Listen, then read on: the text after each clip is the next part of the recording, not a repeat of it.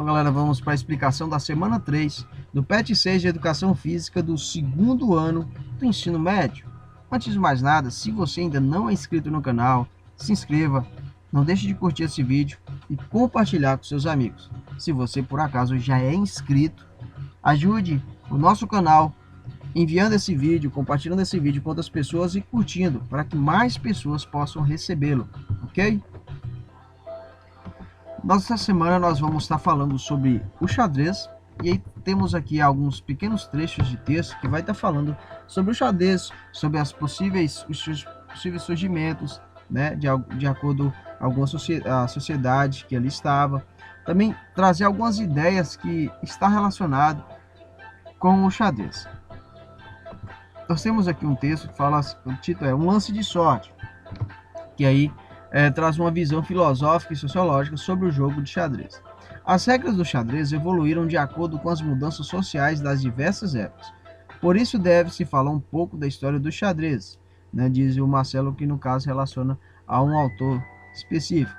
Você pode citar os torneios realizados entre os grandes mestres capitalistas e socialistas comuns na década de 70. Aqui traz alguns pequenos trechos que falam sobre o início, né, que era chamado de chaturanga, né, que acredita que o xadrez tem origem hindu, onde seu precursor seria um jogo surgido na Índia no século VI a.C., que seria o chaturanga, seriam 4 armas em sacrusto. Ele era disputado por 4 pessoas, cada uma com 8 peças, o rei, o bar, o elefante e 4 soldados. Então traz algumas características desse jogo, né, que está comparado, né, com o xadrez que seria de hoje. Eu queria destacar para vocês, dentro desses pontos, 2 pontos aqui que está relacionado a, inclusive, faz parte do jogo, né, do xadrez. Um ponto que faz parte do xadrez e também outra que é bastante polêmico, digamos assim, e mostra um pouco da história do xadrez. O primeiro ponto é quando fala sobre a questão do povo no poder, onde vai trazer que a peça que ganhou o poder foi o peão. Então, diante de algumas mudanças dentro do xadrez, o peão ele passou-se a ganhar poder, digamos assim, né, porque o peão é uma peça que na primeira jogada só pode andar 2 casas e posteriormente ele só pode andar 1 casa, né, e capturar a peça na diagonal. O que acontece, né? Quando chega a última linha do lado do adversário, pode ser trocado por qualquer peça, exceto o rei. A jogada reflete o pensamento liberal dos séculos XVIII e XIX, segundo o qual qualquer pessoa podia subir na vida, embora jamais chegasse a ser rei.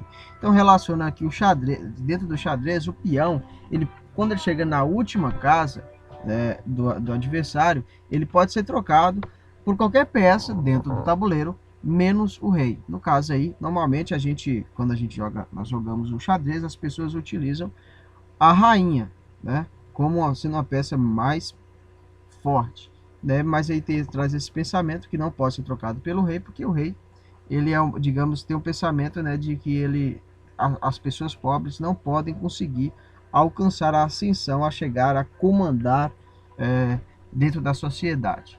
Claro que dentro do jogo do xadrez ninguém vai querer o rei mesmo, porque o rei só anda em uma casa, e como o objetivo é dar checkmate no rei, se já tem um rei, não precisa de 2, ok?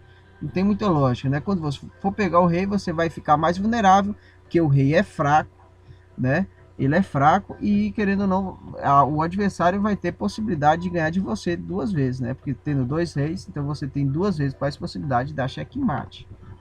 Então, talvez esse pensamento sirva para a sociedade da época, mas não para o xadrez. O xadrez, ninguém ia querer o rei diante das funções do rei.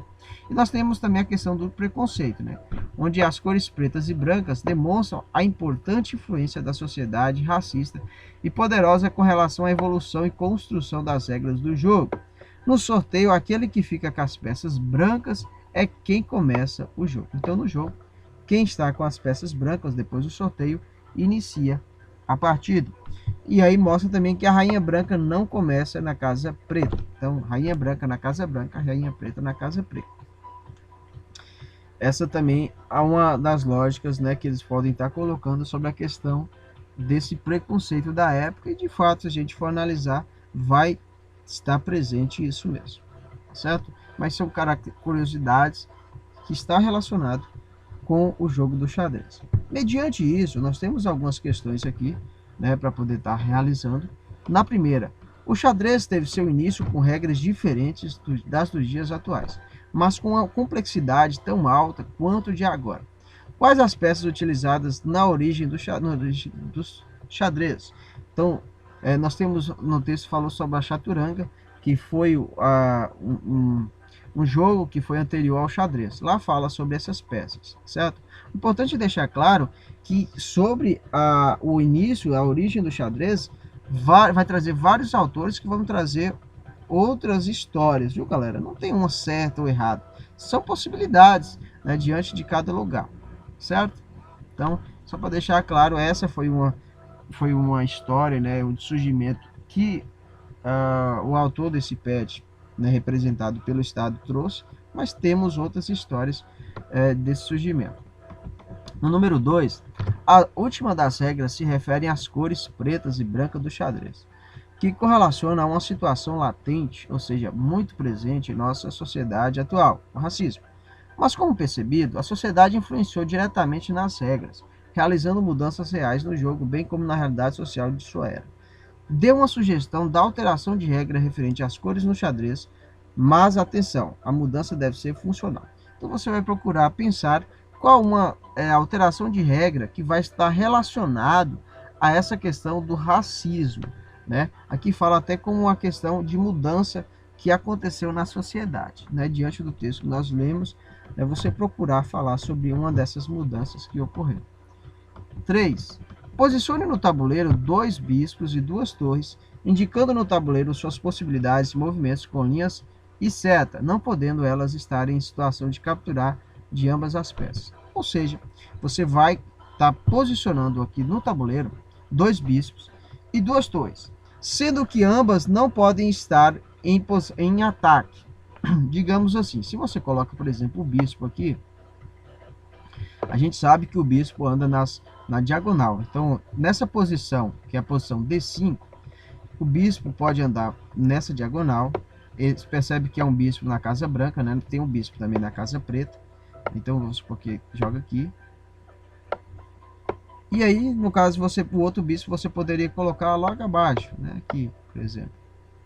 E aí vai ser a mesma lógica. Ele pode andar para cá, para cá, para cá e para cá. Só que o que acontece, galera? Aqui eu coloquei como exemplo, mas aqui no caso ficaria um pouco inviável você colocar esses bispos aqui, porque segundo a lógica da atividade, as torres que você colocar não pode estar no meio de ataque, né? A localização que você colocar essa torre, os bispos não podem estar atacando. Então, por exemplo, se você colocar os bispos bem no centro, que é um dos objetivos dentro do xadrez, é você procurar colocar a maior quantidade de peças sua do xadrez no meio do centro, porque você vai ter maior ataque, como a imagem já mostra, né, dos bispos. Então, galera, nesse caso, como foi falado, você vai posicionar os bispos, você vai posicionar também as torres, assim, mais ou menos assim como eu dei o exemplo dos bispos, você vai colocar a torre aqui, se a gente for colocar, por exemplo, a torre aqui, torre da casa preta, e aqui, por exemplo, a torre, vou colocar aqui não, vamos colocar aqui logo abaixo aqui, ó, torre da casa branca. Vamos supor, a torre da casa branca estando nessa posição vai atacar para cá, para cá, para cá e para cá. E a torre da casa preta vai estar para cá, para cá, para cá, para cá e para cá.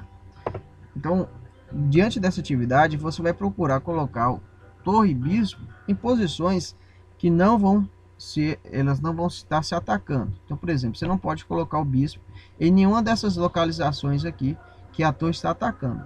Por exemplo, se quiser colocar o bispo aqui, pode, porque a torre não está atacando nessa casa. O outro bispo pode colocar aqui.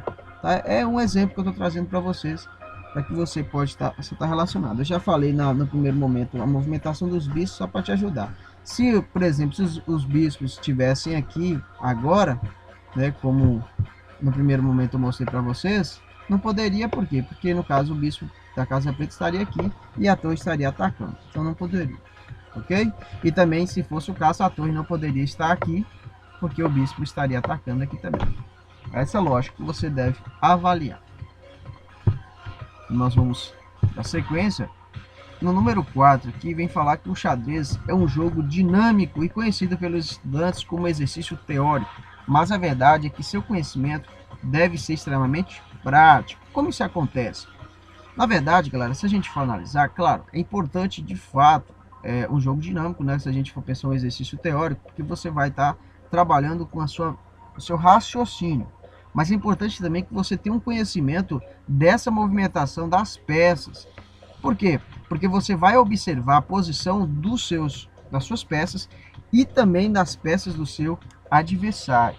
E aí na hora da jogada, não basta apenas você ter a movimentação em sua cabeça, você tem que avaliar se de fato as peças estão dispostas para que o seu ataque aconteça, certo? Então é uma combinação de jogadas e você deve estar relacionando esse pensamento com a movimentação. Nesse patch temos 2 desafios que levarão suas habilidades no jogo. No caso que nós traz aqui o desafio das 7 rainhas, que é a rainha é uma peça extrema importância no jogo, e o manuseio perfeito dela te fará um jogador acima da média. Posicione o tabuleiro abaixo a partir de uma primeira já posicionada no tabuleiro, mais 6 rainhas, sem que tenha possibilidade de capturar a outra.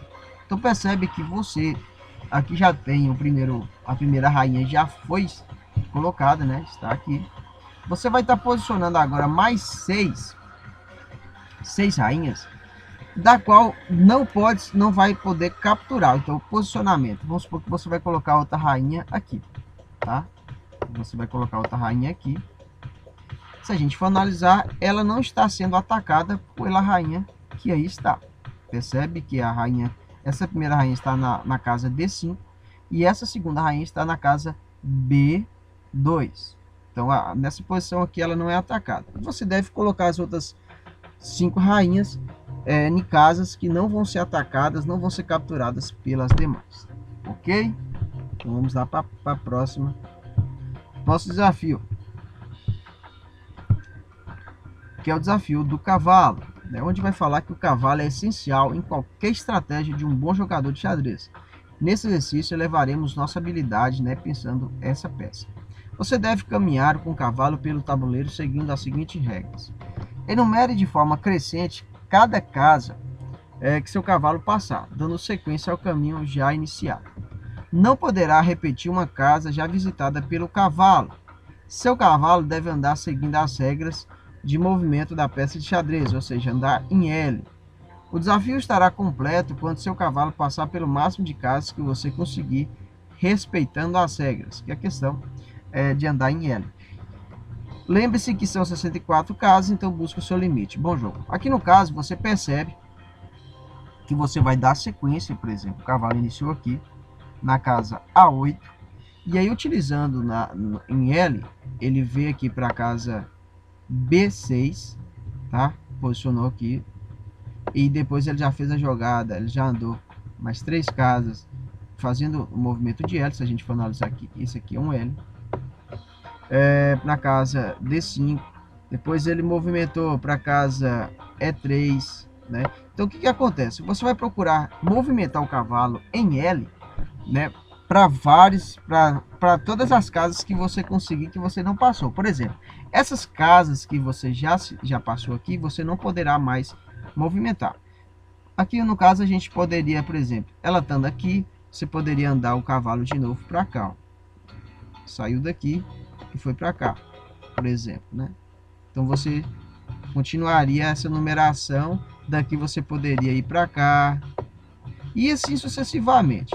Você vai procurar fazer essa movimentação da forma como mostra, como mostrou inicialmente, e para poder verificar quantas casas, no máximo de casas que você consegue movimentar o seu cavalo sem haver repetições, ok? Né, nós temos esses 2 exercícios para finalizar. Espero que você tenha gostado dessa videoaula. Se você ainda ficou com alguma dúvida em torno desses exercícios, pode deixar nos comentários, certo? Mais uma vez peço que, se você não é inscrito no canal, se inscreva, curta esse vídeo e compartilhe com seus amigos. Um forte abraço e até a próxima!